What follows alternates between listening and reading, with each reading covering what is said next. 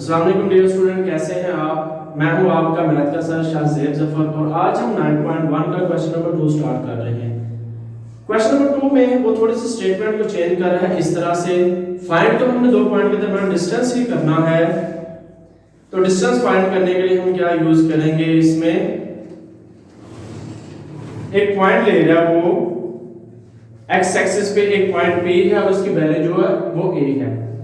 अब इस x axis पे जो y की वैल्यू होगी वो 0 होगी, क्योंकि इसमें जो चेंज होगा वो हॉरिजॉन्टल होगा, जो x की वैल्यू है जस्ट वो चेंज होगी। इस लाइन पे कोई भी हम पॉइंट ले लेंगे, वहां पे y की जो वैल्यू होगी वो 0 होगी। इस तरह से वो कहता है एक पॉइंट Q है अलोंग y एक्सिस, उस पे वैल्यू कोई भी b है। तो अगर हम वर्टिकली बात करेंगे, एक y एक्सिस लाइन की बात करेंगे, तो इस पे जो x की वैल्यूज होंगी वो सारी 0 होंगी। इस मीन आपके पास जो पॉइंट P है उसमें जो आपको पेयर्स गिवन है, कोऑर्डिनेट्स गिवन है, वो a एंड 0 होगा, और जो Q होगा उसके जो कोऑर्डिनेट होंगे b एंड 0 होंगे। x आपका 0 होगा और y आपका b होगा। और डिस्टेंस फार्मूला हम यूज करेंगे P और Q के दरमियान डिस्टेंस फाइंड करने के लिए, P एंड Q, और फार्मूला हम अगेन वही यूज करेंगे जो हम पहले यूज करते थे, x2 x1 square, y2 y1 square और उसका स्केयर रूट। अब हम देखते हैं कि x2 हमारे पास क्या है, x2 0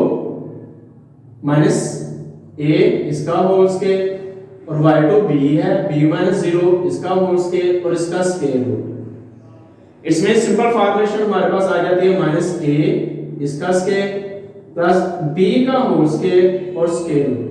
अब -a का स्केयर लेंगे तो positive a square plus b square. तो अगर हम सिंपल वे में चाहें तो इस स्टेटमेंट के अकॉर्डिंग ये फार्मूला यूज कर सकते हैं, a square plus b square.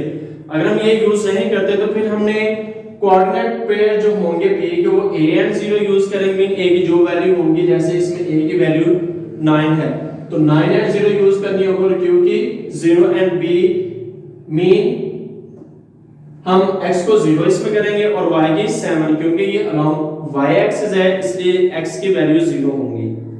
तो इसमें हम डिस्टेंस फार्मूला यूज करते हैं P एंड Q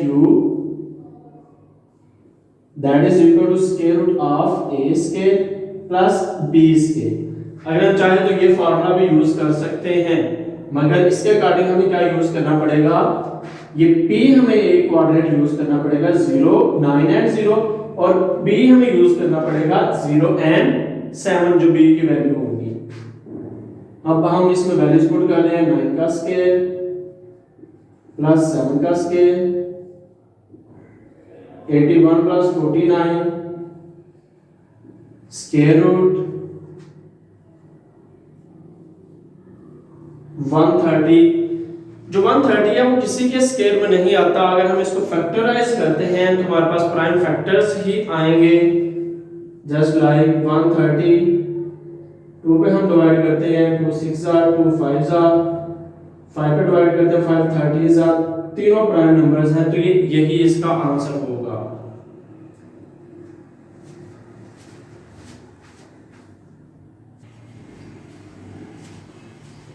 इसमें हम कुछ और पार्ट के एग्जांपल लेते हैं। जैसे हमने 5 वाला पार्ट लिया जिसमें a की वैल्यू स्क्वायर रूट 2 और b की वैल्यू 1 है, तो हम p और q पॉइंट के दरमियान जो डिस्टेंस है इसका हम सिंपल फार्मूला डायरेक्ट यूज करते हैं, a square plus b square and square root.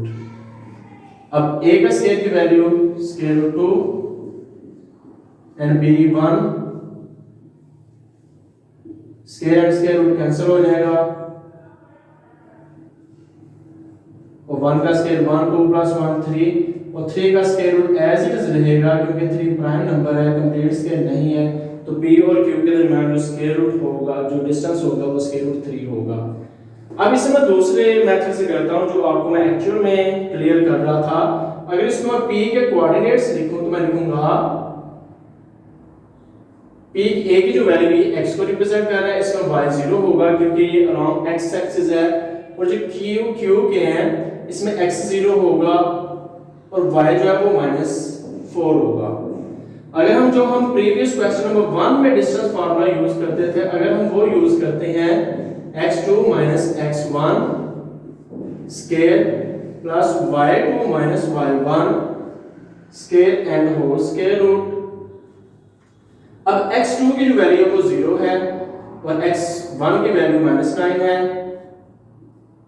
इसका स्केयर, y2 की वैल्यू -4 और y1 की value 0 square and square root, minus minus plus 9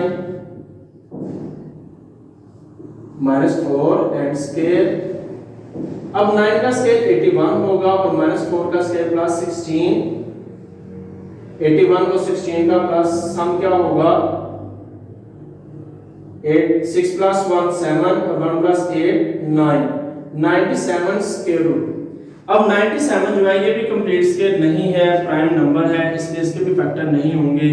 p और q के दरमियान जो डिस्टेंस है, अगर a की वैल्यू हम -9 और b की वैल्यू -4 लेंगे तो स्क्वायर रूट 17 ही आएगा।